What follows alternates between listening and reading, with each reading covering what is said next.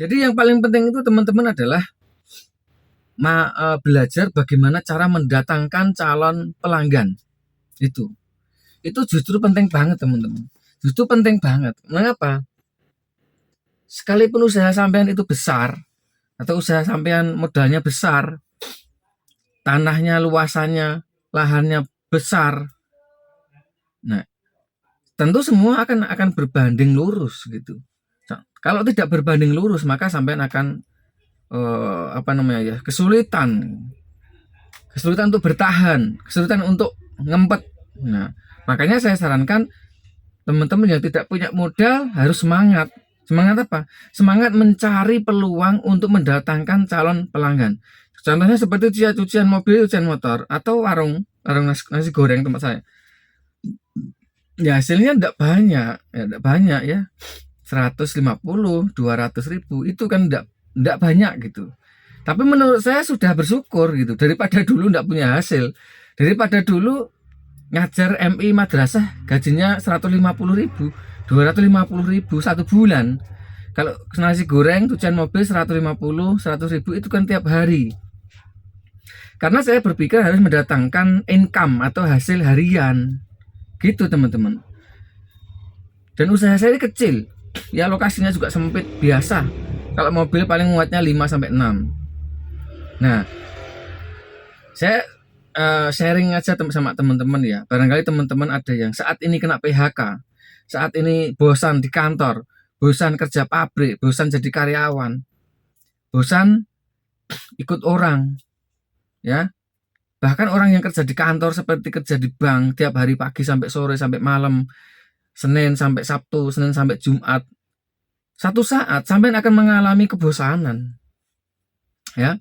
Akan mengalami kebosanan. Sampai pernah lihat enggak orang-orang yang keluar dari bank, keluar dari instansi, ya, keluar dari seperti kepala sekolah, ya seperti saya kepala sekolah saya mengundurkan diri. Bukan saya membenci profesi itu, tidak. Profesi sebagai karyawan di bank bagus. Profesi sebagai manajer bank, manajer pabrik, leader, mandor, staf marketing, staf operasional bagian teknik, ya, dokter militer, angkatan, TNI, polisi. Itu saya tidak membenci. Saya senang. Keluarga saya juga ada yang polisi banyak, tentara juga banyak, pensiunan tentara juga banyak. Tapi begini teman-teman, pernah enggak sampean itu berpikir kalau usia kita yang sekarang ini 30, 27, 35, 40, suatu saat kita itu akan capek, akan bosan bekerja pagi sore diatur sama aturan perusahaan. Itu akan merasa kebosanan. Ya mungkin saja sampean bisa terkenal sebagai manajer, terkenal sebagai manajer bank, sebagai karyawan di bank, terkenal. Tapi terkenal itu tidak bisa mengobati rasa capek dan usia. Usia itu tetap berjalan teman-teman, dan kebosanan itu pasti ada.